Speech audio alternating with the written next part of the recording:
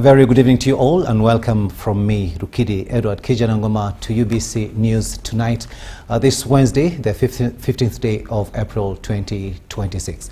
First though, let's have a look at what's making headlines at this hour.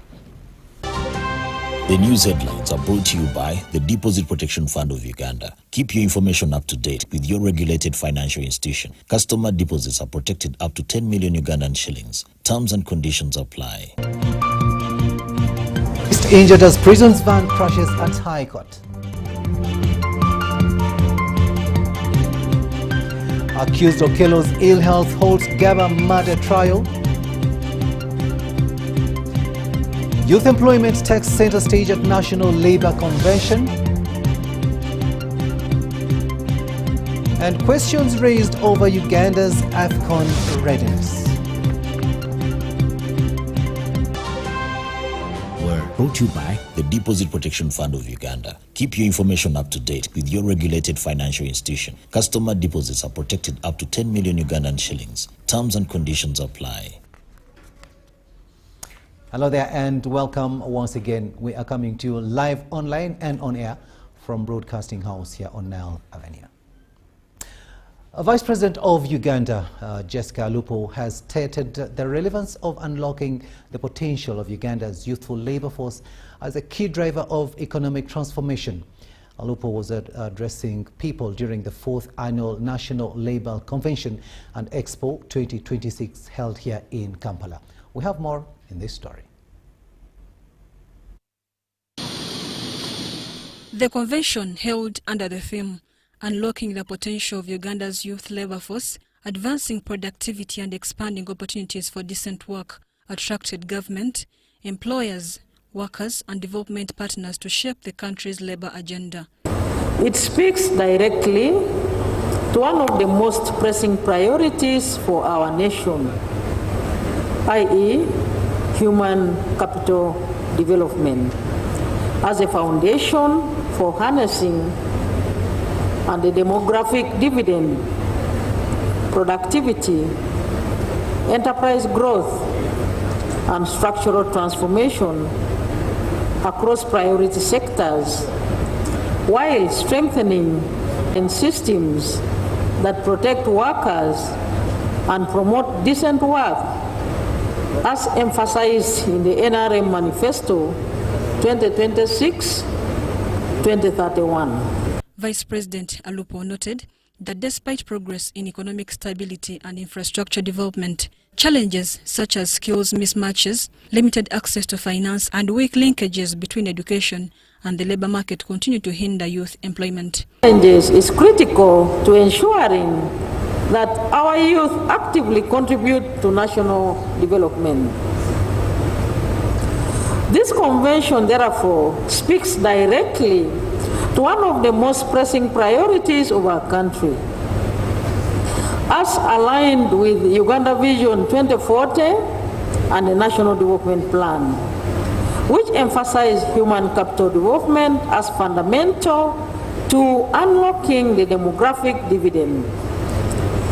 Government says it is prioritizing investment in industrial growth and strengthening labour laws to ensure fair wages, job security and protection of workers' rights. Key government programs like the Parish Development Model, Youth Livelihood Program and skilling initiatives aimed at empowering young people with employable skills were highlighted.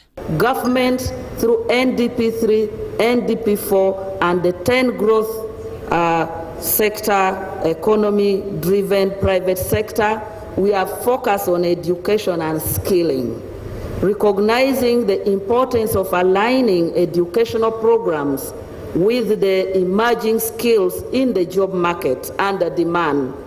We have moved to prioritize the issue of vocational training, STEM, ICT, oil and gas, and so on, to prioritize our youth for the job market. Stakeholders at the convention have been urged to move beyond dialogue and generate practical, scalable solutions to enhance productivity and expand employment opportunities for Uganda's growing youth population. Too many young women and men still face unemployment, underemployment, informality and vulnerability. Too many remains excluded from opportunities because of poverty, gender inequality, disability, displacement, or limited access to relevant skills. This is why gatherings such as these conventions are not only important, they are indispensable. Mary Namkose, UBC News. Thanks, Mary, for that story there.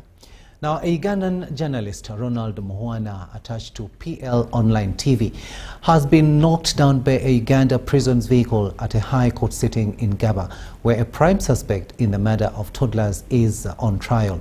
According to police, the driver lost control after the vehicle reportedly developed brake failure upon reaching the mobile court premises. Muhwana was rushed to hospital for urgent medical attention. Investigations are ongoing to establish the exact cause of the accident. KMP police spokesperson Rachel Kawala confirmed the incident. Police at Kabalagala have registered a serious road traffic accident that occurred this morning, the 15th of April, at about 9 a.m. at Gaba Trading Center between Maranatha Primary School and Maranatha High School. The accident involved motor vehicle registration number UU000670, a Toyota Hiace, and pedestrian identified as Mulwana Ronald, a 28-year-old male journalist. It's alleged that the vehicle, which was transporting a suspect identified as Okello, developed a brake failure upon reaching the mobile court premises, causing it to knock the pedestrian. The victim was rushed to Mulago Hospital for medical treatment. Investigations into the matter are still ongoing.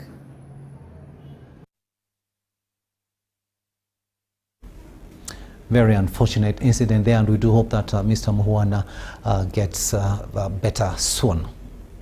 Now, members of parliament have continued to mount pressure onto the government of Uganda, especially the sports ministry, calling it onto the speed to upgrade and develop AFCON 27 facilities, which ranges from stadium to hotels if we are to realize the dream of hosting the tournament.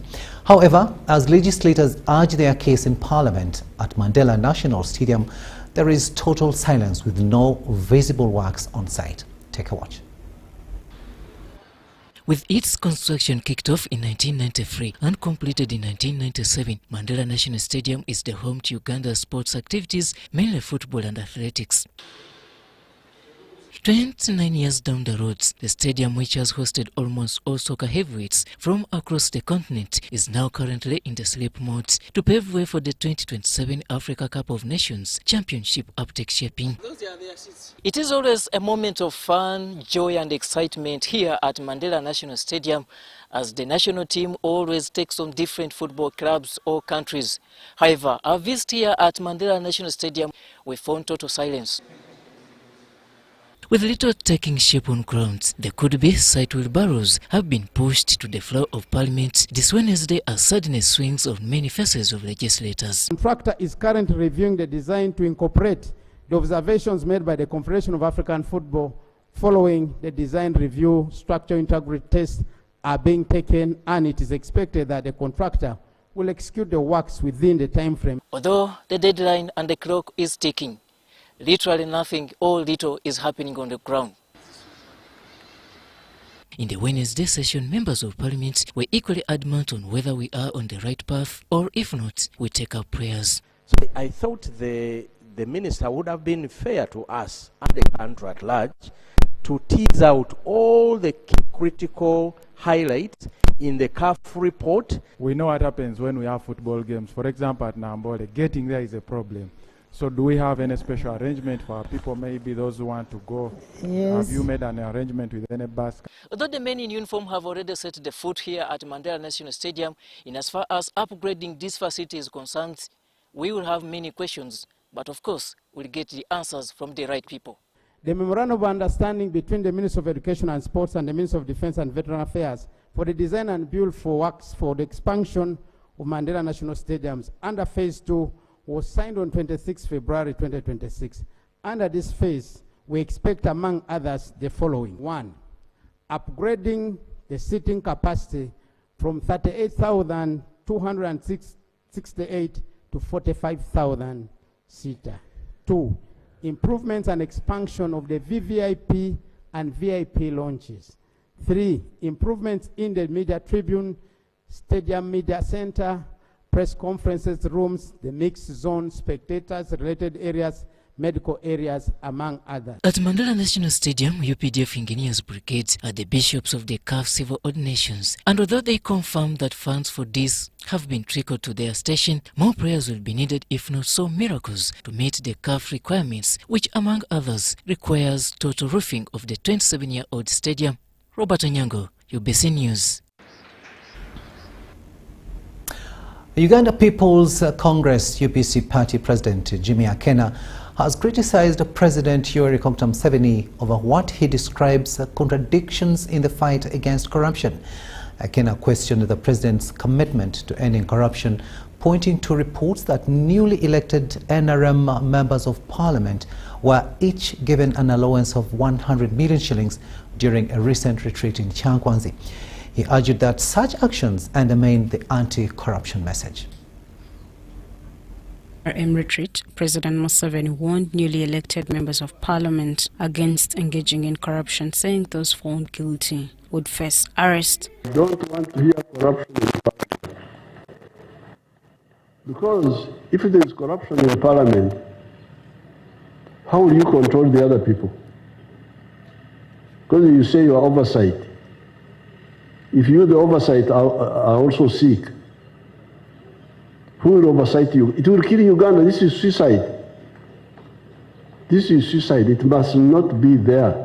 Akena has since questioned this stance, saying the fight against corruption cannot be credible if large sums of money are being distributed to political leaders while ordinary Ugandans struggle to make ends meet. He added that such resources could instead be directed toward improving the welfare of citizens across the country. We must be working for the people of Uganda. And for me, if that is not done, we have done nothing. We've achieved nothing. In the briefing held at the party headquarters, Akena also raised concern over the treatment of small-scale traders operating roadside kiosks, describing their situation as unfair and inhuman. He criticized the demolition of kiosks without adequate notice, saying it leaves many traders abruptly displaced and struggling to rebuild their livelihoods. We appreciate that there are people who may be doing the right thing in the wrong place, but you do not remove them in the wrong way. You don't destroy all of their property. You don't destroy their livelihoods. Let's find ways where we can do right by each of us. Akena noted that many of these traders depend on loans and small businesses for survival, and faulted authorities for carrying out evictions without providing alternative solutions or relocation options. This level of destruction, just to present a side of beauty, but the level of destruction which you're creating in the society is not welcome. Let's communicate to each other. Let's do things in an organized way that works for the people of Uganda. It's as if we don't understand what people are going through. Many of those people are going through loans. He further pointed to the continued introduction of new taxes, arguing that while citizens are increasingly taxed, there are limited efforts to create sustainable employment opportunities. There are people who call themselves taxpayers, the biggest taxpayers. No, they're the biggest tax collectors. They collect on behalf of the government. The taxpayers are the end user, the wananchi, the people who use it, the people who are doing everything to survive. They pay those taxes. Shaidat Nasaku, Kenneth Tan. Now, Uganda Hotel Owners Association has expressed dissatisfaction over the conditions placed in the proposed Value-Added Tax Amendment Bill 2026, which seeks to introduce the import tax credit initiative. Now, the government wants to allow input credit for VAT incurred within 2 years prior to commissioning the facility for the construction phase of a hotel where the developer invests at least $10 million US for a foreigner and $5 million US for a citizen. Hotel owners welcome the move but decry the $5 million US, proposing $1.5 million US for a citizen. We have more in this story. To increase. In the proposed Value-Added Tax Amendment Bill 2026, The government seeks to promote infrastructure that supports the tourism sector by allowing developers of qualifying tourism facilities to claim input VAT incurred during the construction phase. This has been welcomed by the hotel owners through their umbrella body, the Uganda Hotel Owners Association. So we appreciate that there is a measure in the right direction. This move, if approved, will come at a cost, especially to the citizens who are potential investors and are required to have a minimum investment threshold of $5 million. And we know that there are some hoteliers in this room, whether they are on this side or the other side, but we know that from our surveyors, hotel owners, the 5 million cap, we don't reach it. The beneficiaries questioned the intentions of the proposals, claiming that over 90% of the players in the industry could be locked out by the minimum threshold. Because you could have an investor who is very big and is up country entirely, or somebody is small and is in Kampala. So where is the equity supposed to arise from the location or the nature of the business? So there are permutations which should be looked at. If this parliament and government is going to encourage realization of the deals in the madivans in different parts of the country, let us lower this threshold and be in a position to encourage the upcoming people with incentives, and I can tell you that way we shall have done this country a lot of good. The proposal places the threshold for foreign investors at $10 million. However, the stakeholders claim that this could raise questions of competitive neutrality. The hotel owners claim that the move could instead discourage investment, hence requesting the threshold is lowered and the number of years increased from 2 to 4. $1 million would be good enough, and we shall be in a position to realize positive results much faster than would have been the case. Meanwhile, the Parliamentary Committee on Finance has been informed to press hard on the government to put additional tax on cigarettes. The Uganda Tobacco Tax Coalition claims that the move to neglect the sector is harmful, hence proposing an additional 200 shillings on cigarettes. And it's very possible, because if we could increase by 100% on imported, 200% is also possible on locally produced cigarettes, so that we collect more revenue and most importantly also so save you're the proposing Ugandans. an amendment which is not there. Which is not here, and we are saying it's it is very important for it to be there. Government has employed various revenue collection strategies, including proposing for additional 200 shillings on fuel, among others. This has been criticized. The telecom companies have also expressed dissatisfaction over the 6.5 excise duty tax on mobile money. These, including MTN and Airtel Uganda, propose that the government reduces the levy to about 0.25%.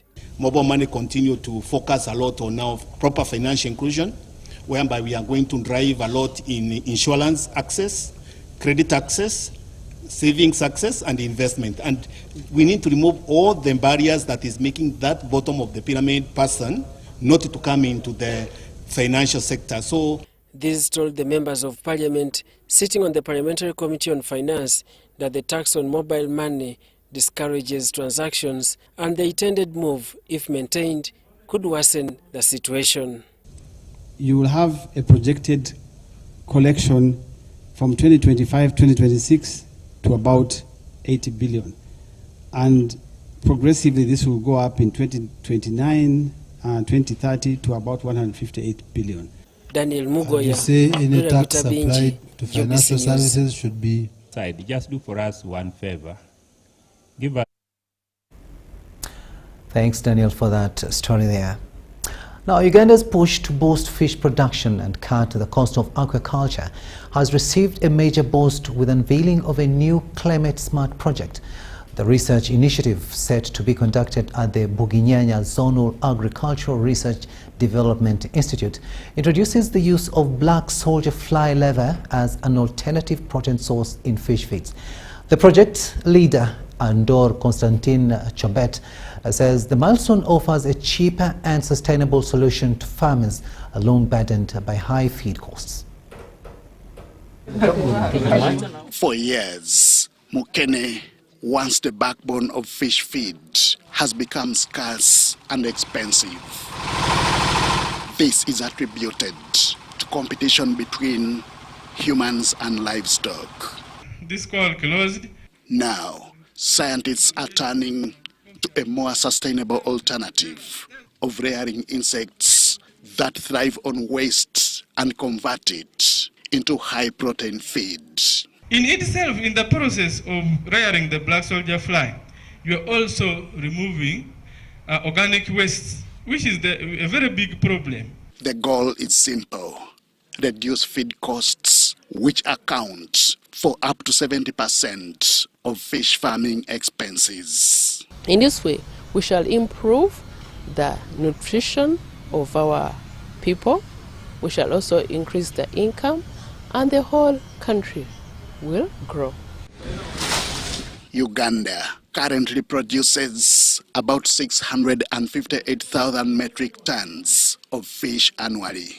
Yet, consumption remains low at less than 15 kilograms per person per year, below the recommended 25 kilograms. With a population of over 45 million, experts say increasing fish production is critical. This is because it contributes nearly 50% of animal protein intake and earns the country about $200 million in export revenue annually. The capture fisheries has reached its maximum potential. Aquaculture is still growing. So more is expected from a sector which still has the opportunity. And these opportunities are found in me and you. These are the ways to go, to find alternative ways of feeding the fish other than depending solely on the imported feeds. The initiative is funded by the World Bank under the Uganda Climate Smart Agricultural Transformation Project. It is valued at $250,000 with $100,000 already released. It will run for 3 years, focusing on scaling up black soldier fly production. So they can able to adopt this technology and upscale aquaculture, innovation and management practices across the country.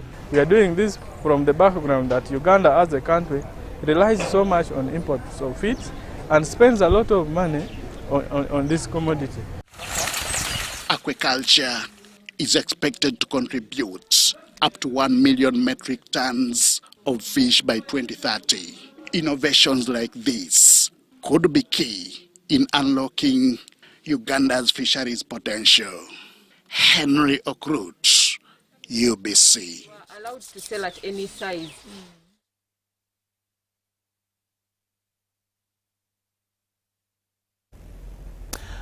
Uganda opened its 3-day National Performance Review Conference today at Speak Resort Munyonyo.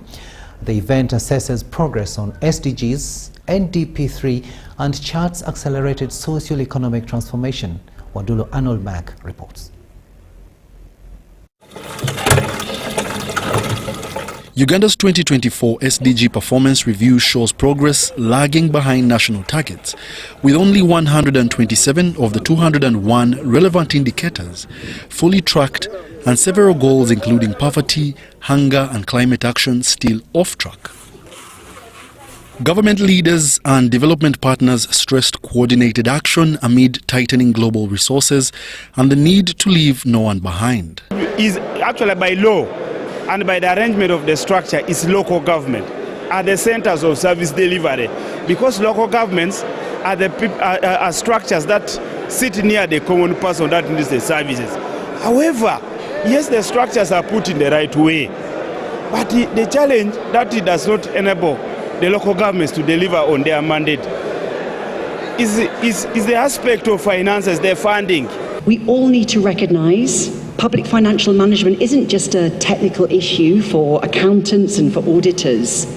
Every delay, every bottleneck, every underperforming project has got a human cost. Development partners called for faster integration of SDGs. And we also invited the Chief Administrative Officer, who is the accounting officer, the one who carries the wallet of the district, to come and have discussions at the SDGs at those levels, but most importantly, bring down these SDGs into what was planned.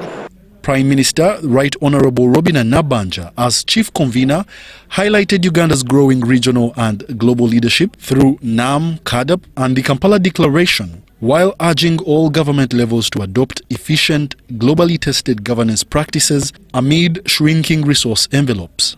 Honourable Ministers, ladies and gentlemen, I urge all participants to engage effectively, openly and constructively. Let us focus on solutions, innovations, and measurable impact. Our ultimate goal is clear: to improve service delivery, create opportunities for our people, and ensure that no one is left behind. The National Performance Review Conference on Uganda's development agenda, under the theme Coordinated Action for Accelerated National Socio-Economic Transformation Amidst Global Partnership, is expected to run for 3 days, with the President, His Excellency Yoweri Kaguta Museveni, expected on the third and final day this Friday, 17th April 2026. Government leaders, development partners and experts are confronting hard truths that Uganda's SDG progress is lagging. Public financing systems need urgent reform, and leaving no one behind is no longer an option. Reporting for UBC News, Wadilo Arnold Mark in Munyonyo. To matters pertaining to fighting corruption now, and Deputy Inspector General of Government Patricia Okiria-Ochan has tasked public officers to comply with the Declaration of Wealth exercise. Declaration of Wealth by public officials is a legal mandate of Inspectorate of Government aimed at identifying corrupt officials whose wealth does not equate to their income.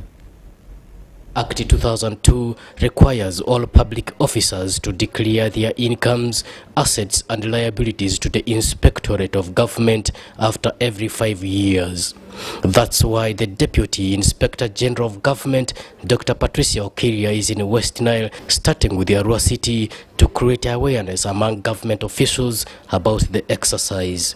The month of April is a month of declarations of incomes, assets and liabilities by public officers. Primitive accumulation of wealth is an offense. Accumulation of wealth in a proper way is acceptable. And when we talk about declarations, we want people to declare truthfully, honestly, within the requirement of the law.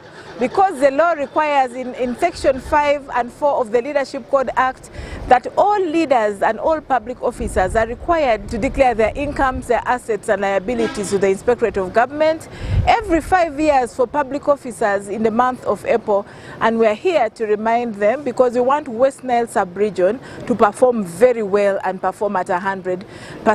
This exercise helps the IG in understanding the genuineness of wealth accumulated by government officials. Okiria disclosed that any government official who refuses to comply with the Declaration of Wealth exercise has legal actions to be taken against. We also did talk about offenses for non-compliance, offenses for breach of the law, which offenses we normally investigate and refer to the Leadership Code Tribunal. We do system digitalized verifications where the red flags pop up and show us who has not declared truthfully, who has incomes, assets and properties not commensurate to his well-known sources of income, and we are able to pick up those, verify, investigate and send to the Leadership Code Tribunal. So we are hereby encouraging all public officers to respond, to comply, because It is an act that demonstrates trust and accountability. According to Deputy Mayor of Arua City, Mili Injikuru, no official of Arua City Council has been interdicted in the concluded 5 years because of their compliance. I want us to clap for them. Because we have never got cases where our staff have been interdicted because they failed to declare in accordance with the policy. Joseph Fodama, UBC News. Thanks, Joseph. And we'll now take a very short break, but we'll be returning with much more. Do stay with us.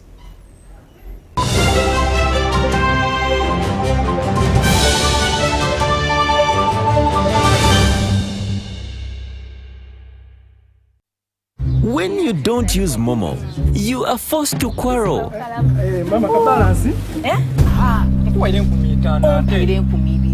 Mama, nkuwaire nkumi itaano. Ompaire nkumi ibiri. Abantu abakulu atandise obuyaye mwena. Obuyaye obuliga. Iwe. Ngobi yanko bantu sente dange ninzade kolera ngobi nakolera sente dange. Save yourself from quarreling. Use the Momo app or dial *165*3# to pay and enjoy zero charges below 5K. That's the power of Momo.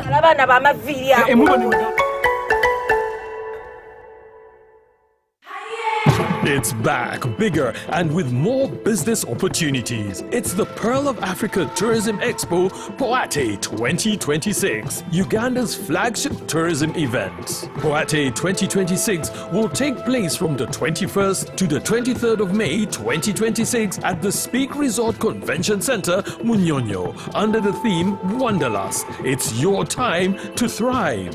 Yes, it's your time to tap into Uganda's renewed optimism and tourism growth. Tourism stakeholders, travel trade partners, and tourism enthusiasts will be part of the Poate 2026. Come and network with like-minded people and unlock new business opportunities. To participate, register at www.poate.co.ug. Poate 2026 is brought to you by Uganda Tourism Board and partners.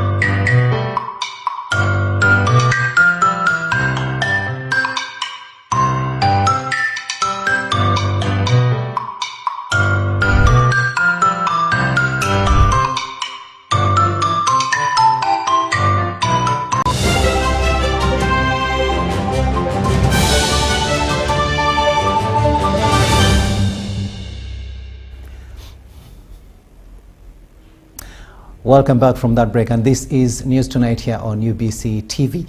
A warm welcome to those of you just joining us. I am Rukidi Edward Kijanangoma.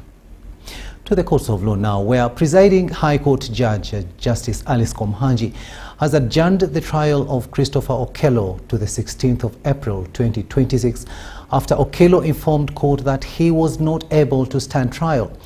Now, this followed a brief interruption where the accused appeared unwell while in court. His lawyers requested a temporary hold, which was granted. However, earlier, more witnesses were cross-examined, including the caretaker, the coordinator and in charge of the school, and a car hire dealer from Entebbe. The High Court Criminal Division is still hearing evidence in the murder of 4 children in the case against Christopher Okello Onyum. Prosecution witness number 6, Namtebi Feibe, a caretaker at Gaba Early Childhood Development Center, was cross-examined in court. During cross-examination, Namtebi confirmed that they indeed hosted Christopher Okello at the school and gave him a placement for Zuria Onyum.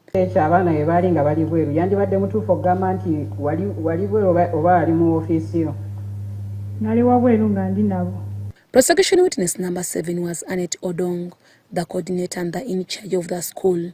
The school had over 80 children.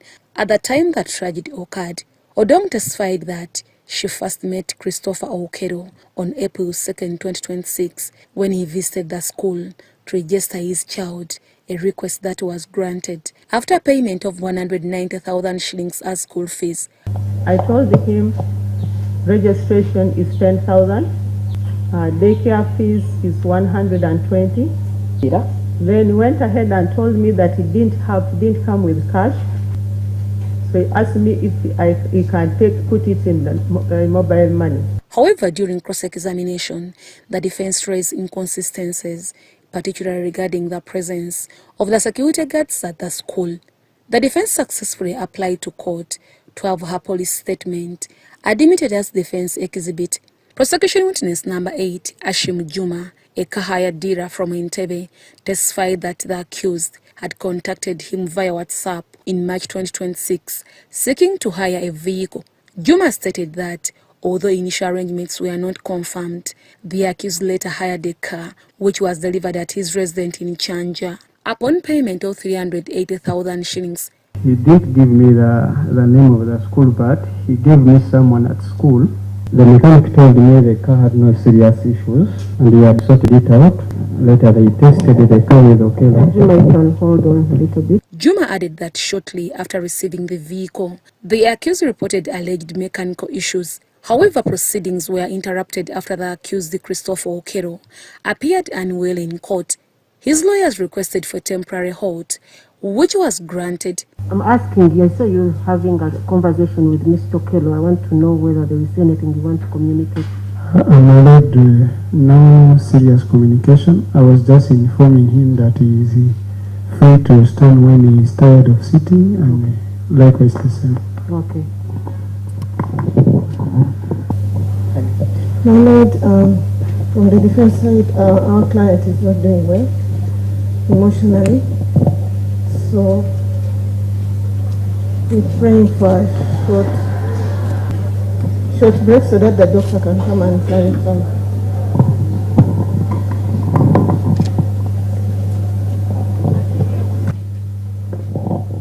Okay, we are standing over this matter to 3:30 p.m.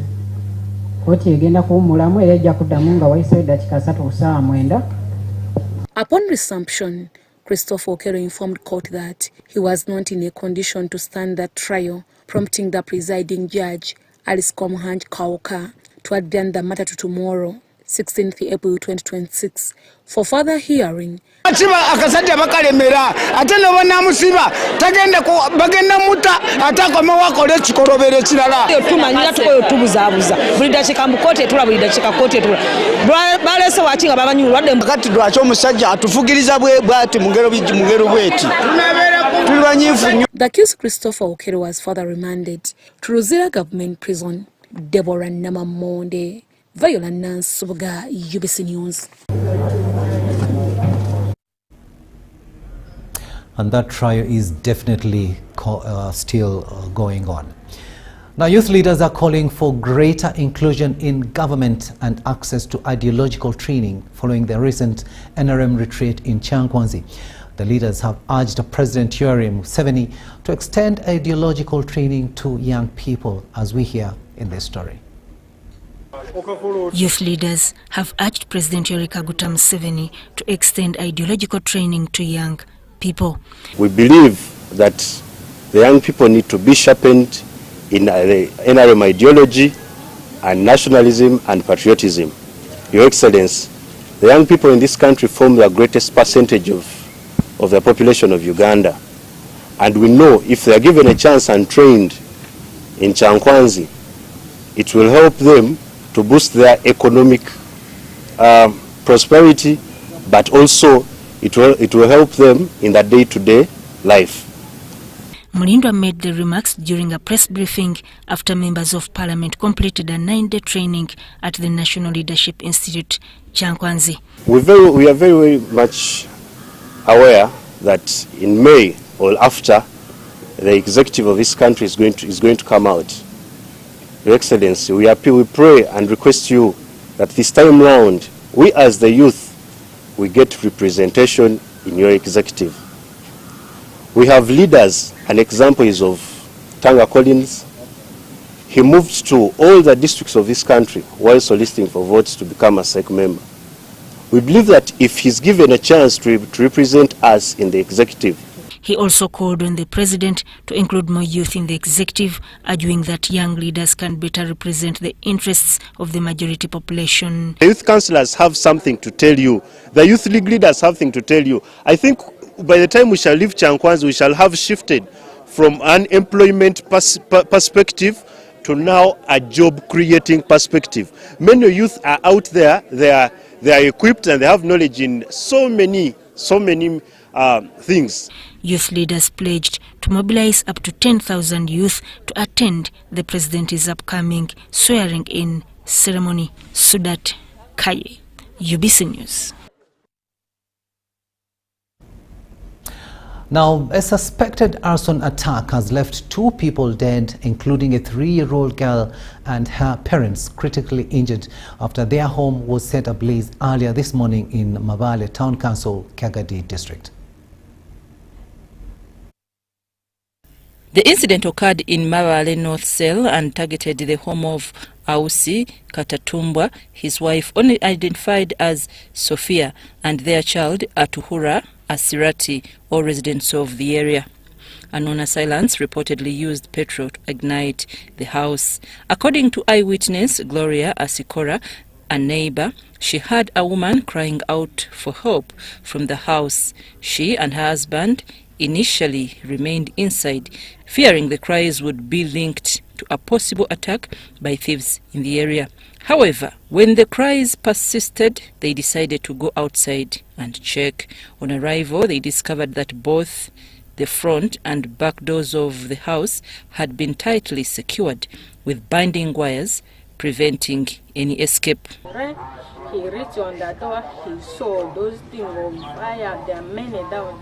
Then he told me, I bring his hammer. When I ran inside, I bring a hammer, then he opened the door. When he opened the door, and then we see, I don't know what to say. Those people, they burned, but the man is stand, but the woman is sitting down just to...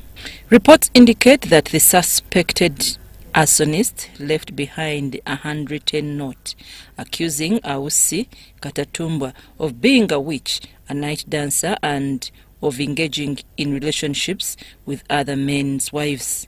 The chairperson of Mabale North Cell, Bon Katabara, condemned the act.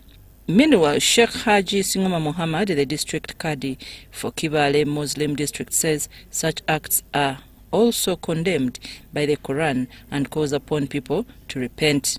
By press time, the body of the deceased had been taken to Kagadi General Hospital for a post-mortem examination. The injured were initially rushed to Hoima Regional Referral Hospital before being referred to Mulago National Referral Hospital for specialized treatment, where they died shortly. Alan Julius Hakiza, the police spokesperson for Albertine South, says the police have so far arrested 2 suspects, Sheikh Tibenda Twalib and Aguma Alamanzani, who is reportedly a brother to Ausi Katatumbwa, to assist with ongoing investigations.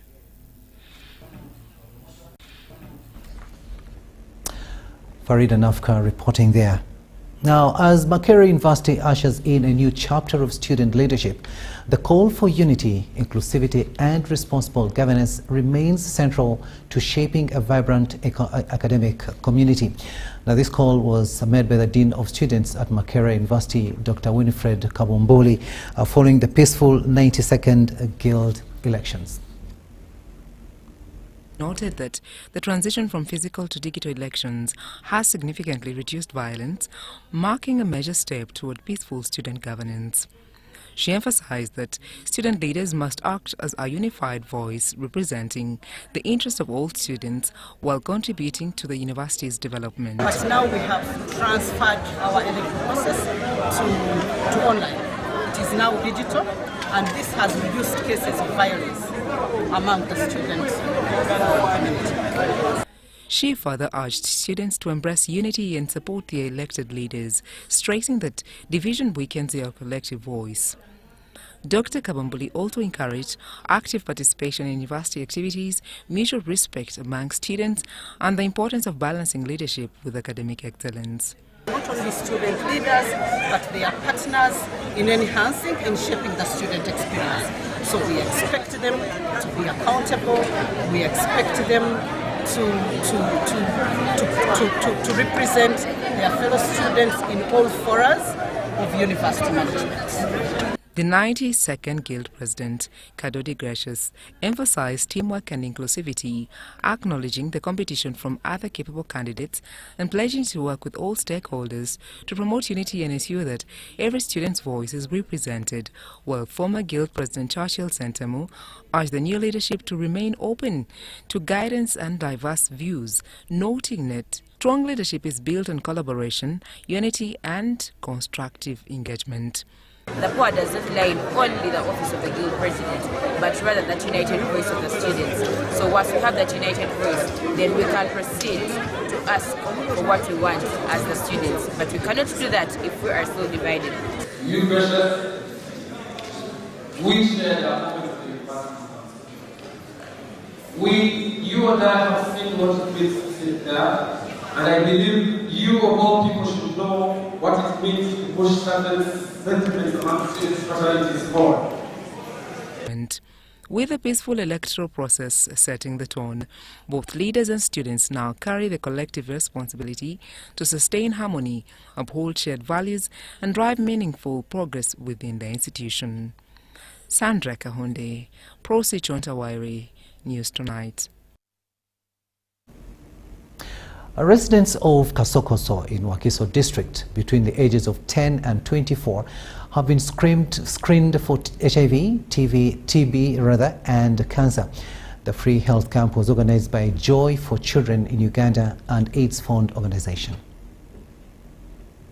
Hundreds of residents from Kasokoso, a Kampala suburb, thronged to health camp outreach organized by Joy for Children Uganda in partnership with AIDS Fund's organization. The event aimed to extend crucial health services, including HIV testing, TB and cancer screening, specifically targeting young mothers and children aged 10 to 24 years. Something is wrong with your child or that your child is sick or something, please go to the test events organized by Joy for Children or CHOW, because they are really good at what they are doing. And for many, it was an opportunity to take charge of their health, often neglected due to fear, stigma, or simply lack of access. David Bisman, head of monitoring and evaluation at Joy for Children Uganda, captured the essence of the outreach. Pass those information to the children. Those who are positive shall be enrolled in care. Those who are negative will be given the messages to take care of themselves so that they don't spread HIV. As the day unfolded, stories of resilience and hope emerged. Tanka Anet Obore, VHT coordinator for Nakawa Division, Kampala District, acknowledged the challenges facing young mothers and youth, including knowledge gaps and stigma, but praised the outreach for bridging the gap. Also have a challenge of stigma. These youths always get stigmatized, especially when they come to the facilities and they find their older parents there. They fear to open up. So when we organize some youth services in our communities, at least we get the peer counselors, we get the peer educators to talk to them about antenatal care. Moses Ntenga, the executive director of Joy for Children Uganda, highlighted the need to extend primary health services to vulnerable communities, making health care a reality for all. People want services a bit closer. So getting services close, I think it is the trend, and I think we need to adopt to move towards that in a more cost-effective way, but in a more effective way that supports the people. And as the health camp outreach came to a close, it left behind a trail of empowered individuals determined to prioritize their health and well-being. Robert Katamba, reporting for ABC News in Kampala.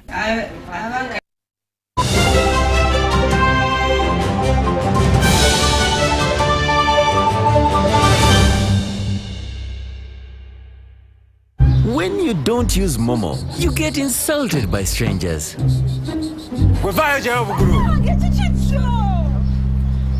Save yourself from insults. Use the Momo app or dial *165*3# to pay and enjoy zero charges below 5K. That's the power of Momo.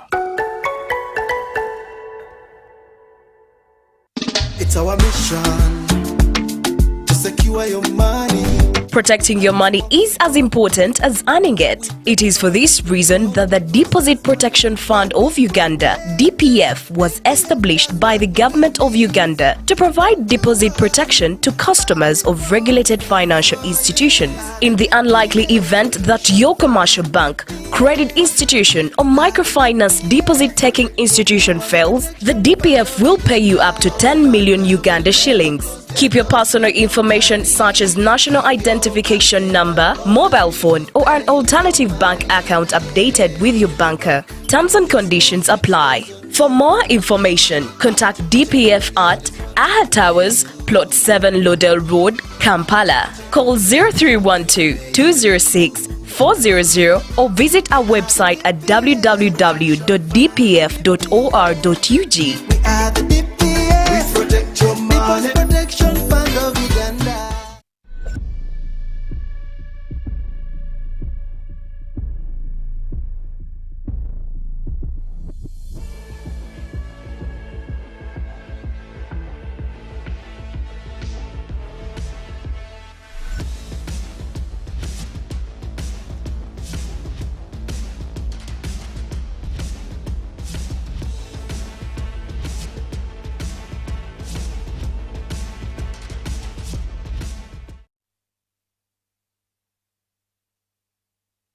On his 52nd birthday, General MK invites you for a charity run. The run will be held on 26th April 2026 at the Kololo Ceremonial Grounds starting at 6 a.m. Get yourself a kit using these MTN and Airtel payment platforms. Run for charity, run for hope.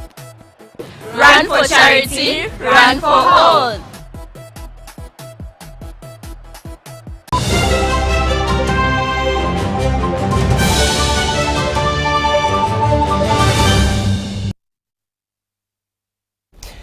Welcome back. Let's have a look now at some business news. Consumer Publications Uganda has officially launched the 2026 Business Excellence Awards, raising the bar for corporate excellence across the country. The awards mark a nationwide search for Uganda's most outstanding, innovative and customer-centric businesses.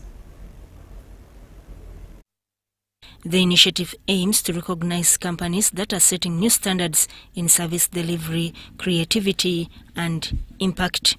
This means winners are not determined by perception alone, but by a structured process that combines public nominations and participation, independent research and verification, evaluation across performances, innovation, sustainability, and customer experience. In essence, to win, a business must demonstrate not only success, but credibility. This year's awards are expected to be even more competitive. What does it take to win the Business Excellence Awards? It requires consistency, it requires trust, it requires innovation, it requires a deliberate commitment to serving customers with integrity, investing in quality and systems, building a strong and a credible brand, demonstrating measurable impacts. These awards are also important at a national level. They encourage businesses to compete on quality, not just price, provide visibility to emerging sectors and SMEs, attract investment by signaling credibility. The importance of rewarding excellence and encouraging businesses is to continuously improve and adapt to customer needs. Nominations are now open, inviting enterprises of all sizes to take part in the prestigious competition. Winners will be unveiled at a gala event later this year in a ceremony expected to bring together key players from Uganda's business community.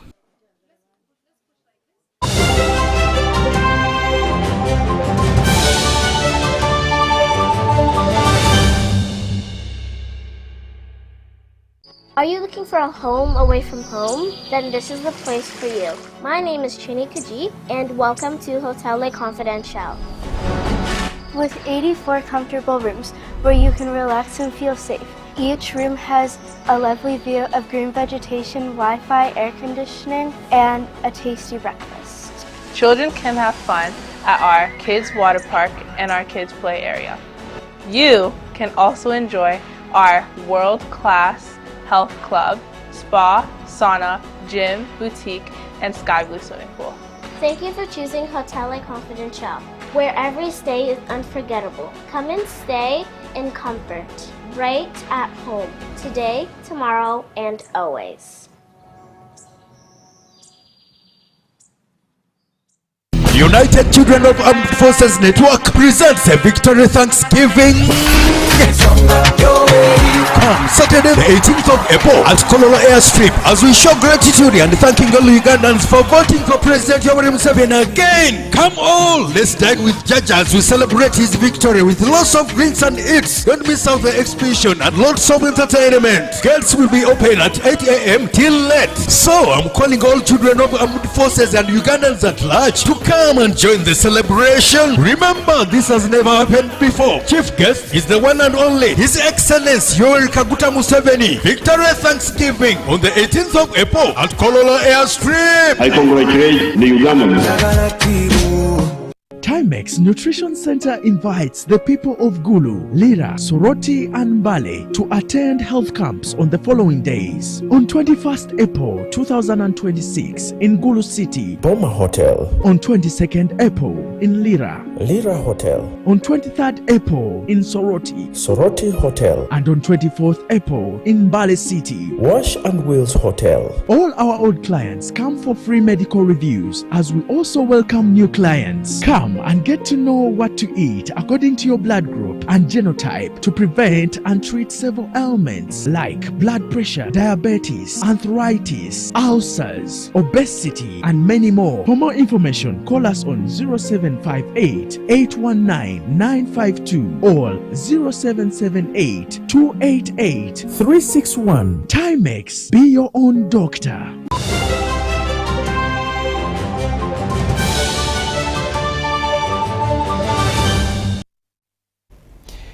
Welcome back. Let's have a look now at sports news. And after a thorough exercise that vetted 58 schools, Federation of Uganda Football Associations, FUFA, has signed memorandums of understanding with 12 that are officially their schools of excellence. Now these that include Ginger SS, Kibuli SS and Bukedea Comprehensive School with full support will help FUFA in tapping talent that will gradually progress till the top level. Take a watch.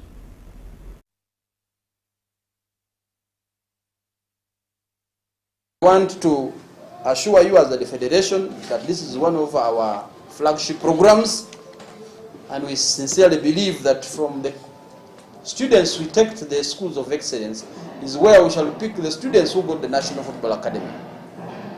And that's where the national underage teams will be picked.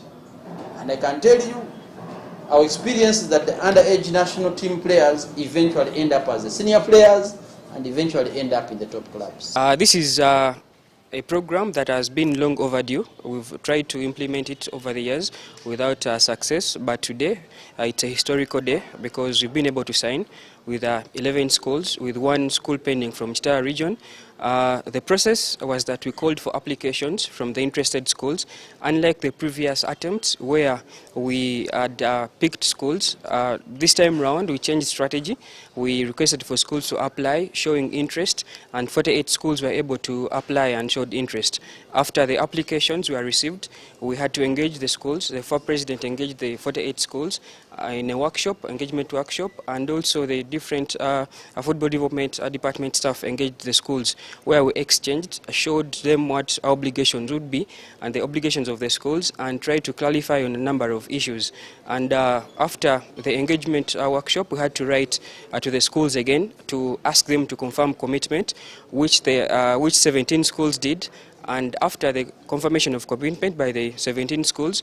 We had to do the on-site inspection, physical inspection of the criterion, different requirements that we require from the schools, looking at requirements like the fields of play, the dormitories, the classroom environment. And after inspecting the 17 schools, a committee sat down and selected 11 schools. However, we are still reviewing Char region, and we believe that very soon we are going to get a school to make the total of 12 schools.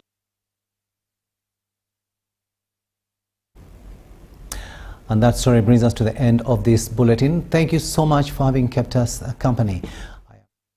Kijana Ngoma, wishing you a blessed night, but do not go away, because up next here on UBC TV is Super Soul Sisters with Jamila Oluka, and that will be followed later on at 10 by Behind the Headlines with Timothy Nyangweso. Good night.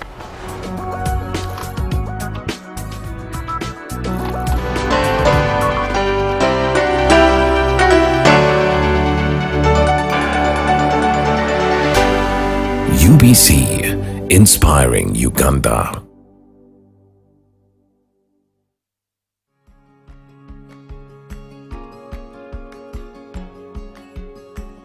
Total Energy has helped our groups. They support us to be trained in different skills like tailoring, bakery, and catering.